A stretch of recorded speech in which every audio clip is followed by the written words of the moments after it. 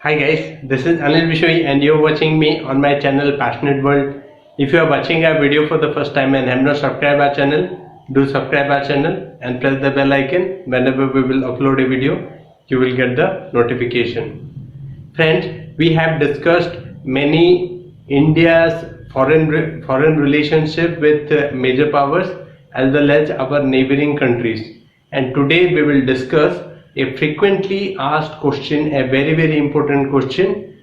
It is about Indian nuclear policy or Indian nuclear doctrine. It is frequently asked question, and also those people who are having political science as one of the options, it is very important for them. So let's start today's discussion. It is going to be very informative, and do remain with us till the last. Indian nuclear doctrine. The frequently asked question is: examine the salient features of India's nuclear policy. India has had its first nuclear test in May 1974 during PM Indira Gandhi, and the name of nuclear test was Smiling Buddha.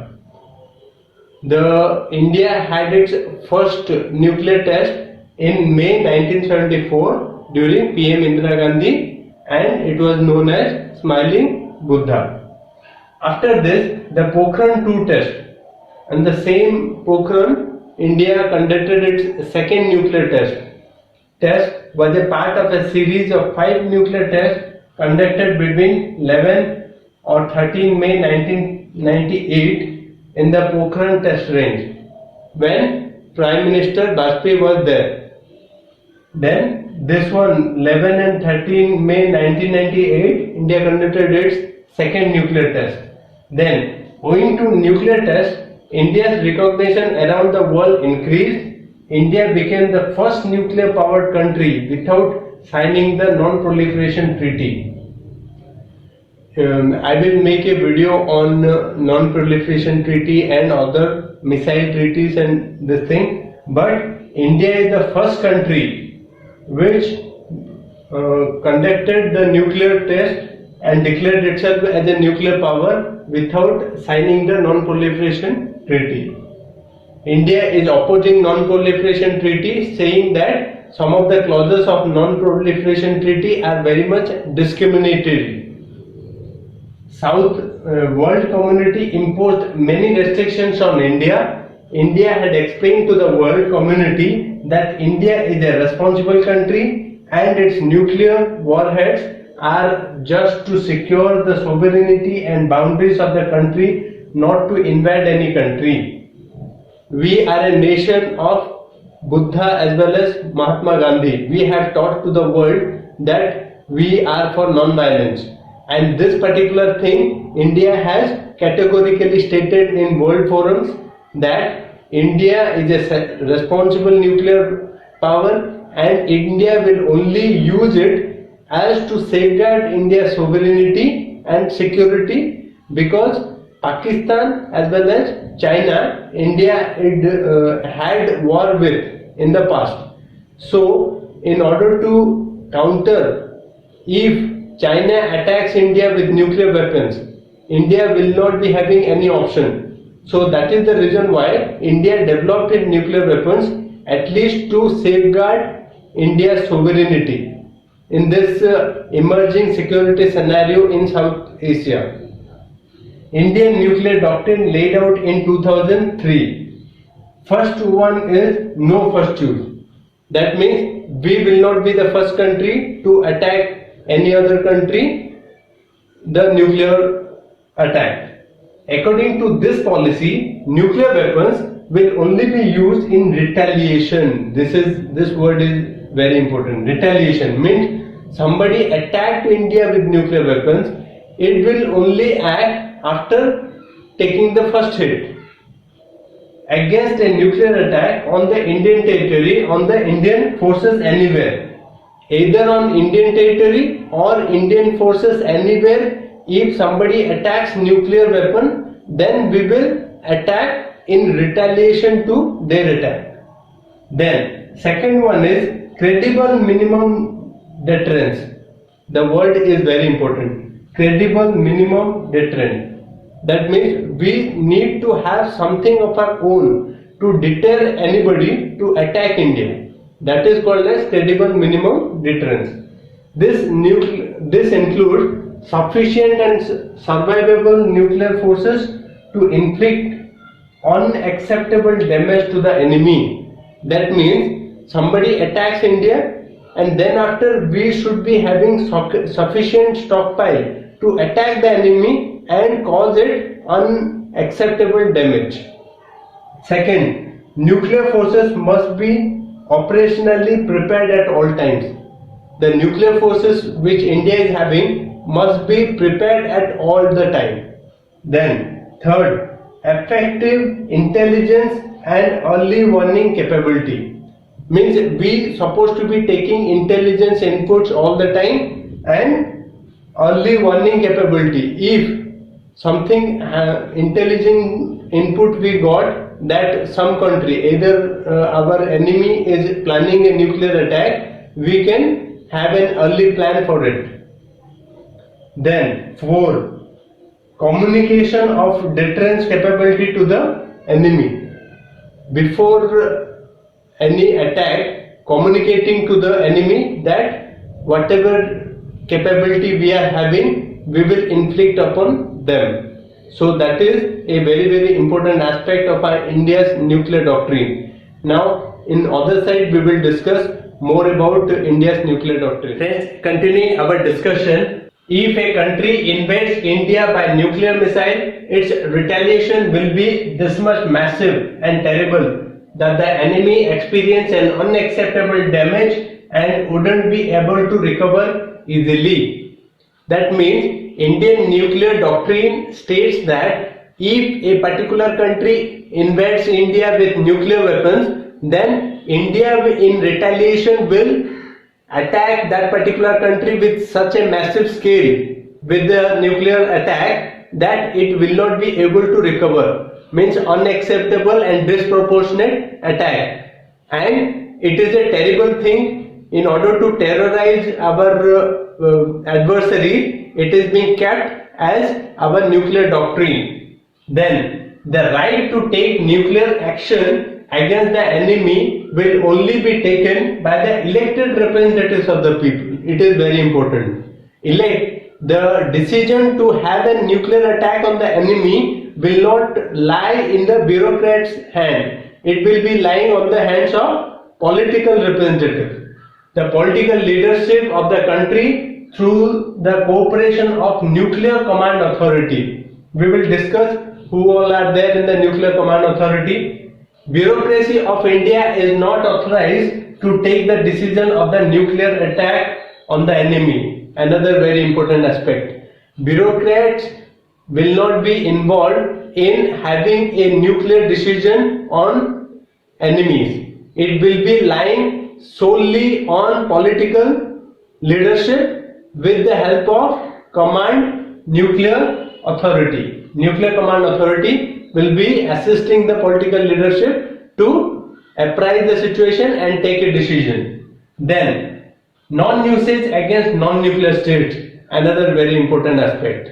Non-usage against non-nuclear state. Say for example, our country Nepal, which is non-nuclear, and if there is a war, God forbid, if there is a war between India and Nepal, India will not be attacking Nepal with nuclear bombs.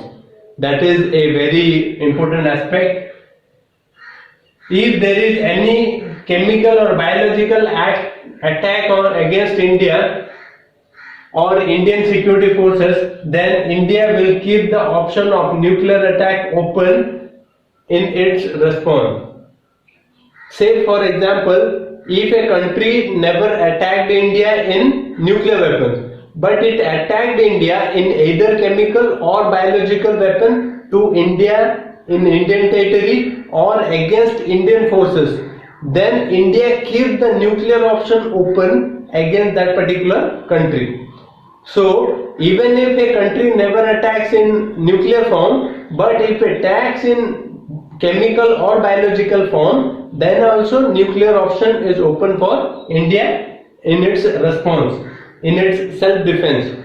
Then the strict control on export of nuclear and missile related materials and techniques, participation in the fissile material cut off treaty negotiations, and continued observance of the moratorium on nuclear tests.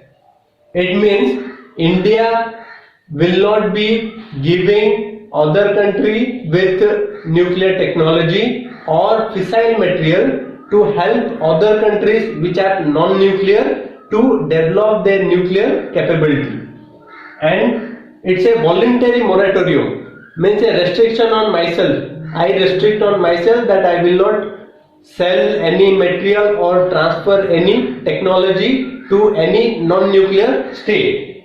Then India will support global initiative to create a nuclear free world. India will create a global initiative to create a nuclear weapon free world. I will tell you friends, you do write this particular aspect in your answer, that we are living in a nuclear armed peace. Means nuclear armed peace. It is very important. Nuclear armed peace. These three words. Because what happens when each and every country of this world will be having nuclear weapon, nobody can dare to attack the other one.